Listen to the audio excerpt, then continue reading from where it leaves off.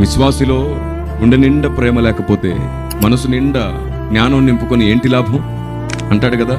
ప్రేమ లేనివాడు వ్యర్థుడు.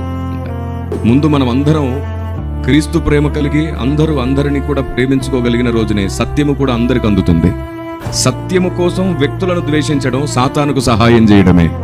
బోధ కోసం వ్యక్తులను అవమానించడం, దూషించడం సాతానుకు లాభం చేయడమే. బైబిల్ ఏమంటుందంటే, సత్యం చెప్పాలి అంటే ప్రేమతోనే సత్యం చెప్పమంటుంది. పరిశుద్ధాత్మ దేవుడు దుఃఖపడుతున్నాడు అన్నది బైబిల్లో. ఎఫెసీ 4:30లో దేవుని పరిశుద్ధాత్మను దుఃఖపరచకుడి అని ఉంటుంది. ఎందుకు దుఃఖపడుతున్నారు? 31వ వచనాన్ని మీరు చూస్తే అందులో క్రోధము, కోపము, అల్లరి, దూషణ అనే పదాలున్నాయి. బోధ కోసం ఒకరిని దూషించడం లేదా సత్యం కోసం ఒకరిని అవమానించడం దేవుడు ఎప్పుడు ఇష్టపడడు. గుండె నిండా ప్రేమ కలిగి ఉన్నప్పుడు పడిపోయేవాన్ని కూడా లేపాలని అనిపిస్తుంది మనకి, ఆరిపోయేవాన్ని వెలిగించాలనిపిస్తుంది మనకి. అప్పుడు పరిశుద్ధాత్మ దేవుడు ఆనందపడతాడు. సువార్త చెప్పి ప్రాణాలిచ్చి కొందరిని రక్షించుకున్నాం, లోపలికి పిలిచాం లోకం నుండి.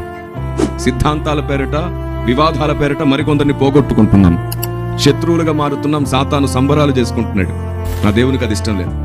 ముందు అందరం ఒక కుటుంబమే అనే స్పృహ కలిగి అందరి కొరకు బాధ్యత కలిగిన వారమైతే, ఆ తర్వాత పరిశుద్ధాత్మ దేవుడు మనందరిలో సర్వసత్యాన్ని స్థాపించి అందరికి నేర్పించే ప్రేమ మనలో ఉన్నప్పుడు ఆయనే గెలుస్తాడు, సాతాను ఓడిపోతాడు. ఆమేన్.